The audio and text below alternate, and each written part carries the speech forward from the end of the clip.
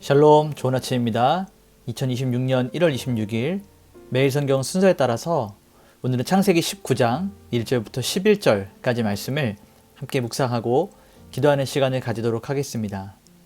오늘 말씀의 제목은 타락한 소돔의 집단 광기입니다. 오늘 말씀을 좀 요약해보면 아브라함의 간절한 중보기도 이후에 두 천사가 심판의 대상인 이 소돔 땅에 도착하게 됩니다. 롯은 그들을 영접하면서 환대했지만 소돔에 있는 성 사람들은 집단적인 광기와 타락한 이 성적 욕망을 드러내면서 천사들을 위협합니다. 이 사건을 통해서 소돔이 왜 멸망할 수밖에 없었는지를 아주 선명하게 보여주는 그런 증거가 됩니다. 해가 저물 때에 소돔 성문에 앉아 있었던 롯이 두 천사를 발견합니다. 그리고 자기 집으로 영접해서 정성껏 음식을 대접합니다.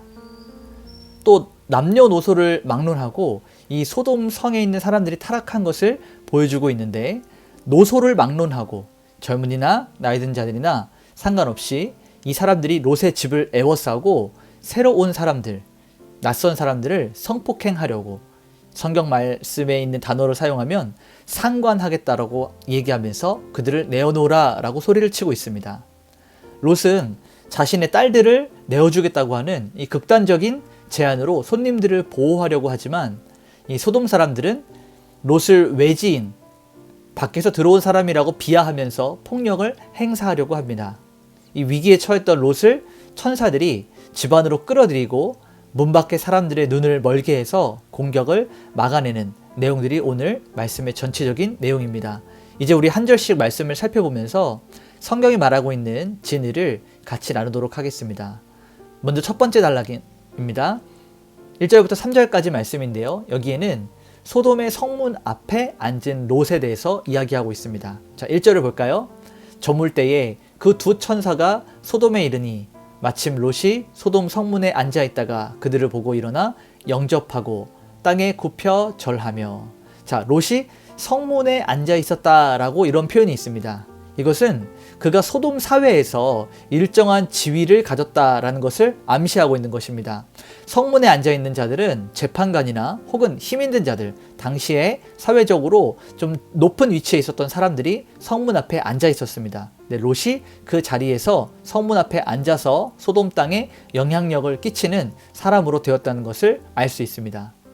비록 그 타락한 도시의 한 사람이었지만 이 롯은 삼촌이었던 아브라함에게 배웠던 나그네를 대접하고 환대하는 이런 습관을 유지하고 있었습니다. 박윤선 목사님은 롯이 소돔의 죄악 속에서도 일말의 경건한 양심을 붙들고 있었다라고 말하고 있습니다. 두 번째 단락을 넘어가게 되면 4절에서부터 5절까지 말씀인데요. 여기에는 집단적 성적 타락이 등장하게 됩니다. 4절과 5절을 보게 되면 그들이 눕기 전에 그 성사람 곧 소돔 백성들이 노소를 막론하고 원근에서 다 모여 그 집을 에워싸고, 그리고 나서 더 충격적인 이야기가 나오게 되는데 그들을 내놓으라, 우리가 그들을 상관하리라 라고 이렇게 이야기합니다. 자, 소돔의 죄악이 심히 중하다라고 하는 이 표현은 우리가 이전에 함께 나누었던 창세기 18장 20절 말씀을 통해서 알 수 있어요. 그 땅의 죄악이 심히 중하다는 것을 하나님께서 말씀하셨습니다. 그러므로 그 땅을 심판하시는 하나님의 심판이 정당하다는 것을 보여주고 있는 것이죠. 자, 노소를 막론하고 다 모였다. 심지어 원근, 가까운 곳이나 먼 곳에서부터 다 모여서 그 집을 감쌌다는 것은요, 소돔 땅 전체가 완전히 타락했고 완전히 부패했음을 보여주고 있습니다. 그들이 상관하리라 라고 말했던 이 단어의 히브리어적 원어는 야다라는 건데요, 이는 성적인 관계를 맺는 그런 의미를 포함하고 있습니다.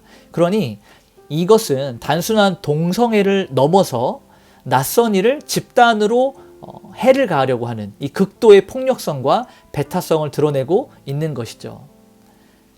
세 번째 단락을 보게 되면 6절부터 9절까지 말씀인데요. 여기에는 아주 비정상적인 타협이 등장하게 됩니다. 자, 8절 말씀을 보니까 내게 남자를 가까이 하지 아니한 두 딸이 있노라. 청하건대 내가 그들을 너희에게로 이끌어내리니 너희 눈에 좋은 대로 그들에게 행하고 이 사람들은 내 집에 들어왔은즉 이 사람들에게는 아무 일도 저지르지 말라라고 기록합니다. 여러분, 우리가 지난 시간에 사사기의 말씀을 통해서 사람들이 자기 소견에 옳은 대로 내 눈에 보기에 좋은 대로 행했다라는 그러한 망가진 사회를 함께 살펴보았죠. 그런데 오늘 여기에도 그보다 훨씬 이전에 창세기에도 똑같은 일들이 등장합니다. 롯이 자신의 손님들을 해하려고 했던 자들에게 어떻게 하냐면 자신의 딸들을 내어주면서, 처녀들을 내어주면서 너희 눈에 좋은 대로 행하라 라고 이야기합니다. 얼마나 타락하고 얼마나 비참하고 얼마나 비극적인 말인지 모릅니다. 어떠한 신학적 주석책에서는 이것은 롯이 환대의 의무를 가지려고 하는 노력이기도 하지만 동시에 롯의 윤리의식마저 이 소돔의 저급한 문화에 오염돼 있다라고 말하고 있습니다. 이는 아버지로서 절대로 할 말이 아니죠. 어떻게든 자신의 딸들을 보호하고 손님들을 보호하는 데 힘을 써야 되는데 타락한 곳에서 그의 마음이 조금씩 오염되어져 가고 있음을 우리는 성경 말씀을 통해서 볼 수 있습니다. 9절을 보니까요. 이자가 들어와서 거류하면서 우리의 법관이 되려 하는도다. 이제 우리가 그들보다 너를 더 헤아리라 하고, 이렇게 기록되어 있습니다. 자, 롯은 소돔의 땅에 가서 자신이 그 사람들과 함께 어울리면서 그 사람들과 함께 동화되려고 굉장히 애를 썼지만 정작 소돔 사람들은 그를 가리켜서 위기의 순간에 딱 짚어서 이야기하는 거예요. 너는 이방인이다. 너는 밖에서부터 이리로 들어온 외지인이다 라고 이렇게 취급을 하면서 조롱을 합니다. 그러니까 세상과 타협하면서 롯이 얻었던 그 지위가 얼마나 모래성 같은 것이었는지를 확실하게 보여주고 있습니다. 마지막 단락에서는 10절에서 11절까지 말씀인데요. 11절을 보니까 문 밖의 사람들을 노소를 막론하고 그 눈을 어둡게 하니 그들이 문을 찾느라고 헤매었더라. 자, 하나님께서는 그 두 천사가 초자연적인 능력으로 사람들의 눈을 멀게 합니다. 죄인들을 심판하신 것이죠.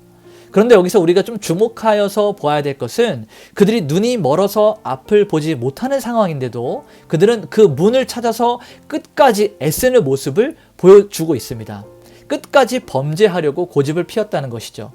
그래서 이것은 심판 직전에 그 죄인들이 가졌던 영적인 맹목성, 그리고 죄를 향한 끝없는 완악함의 극치다라고 우리는 말할 수 있는 것입니다.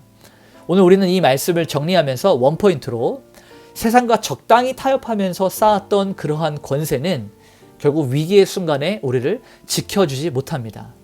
우리를 지켜주시는 것은 오직 하나님의 긍휼만이 유일한 우리의 피난처가 되는 것이죠.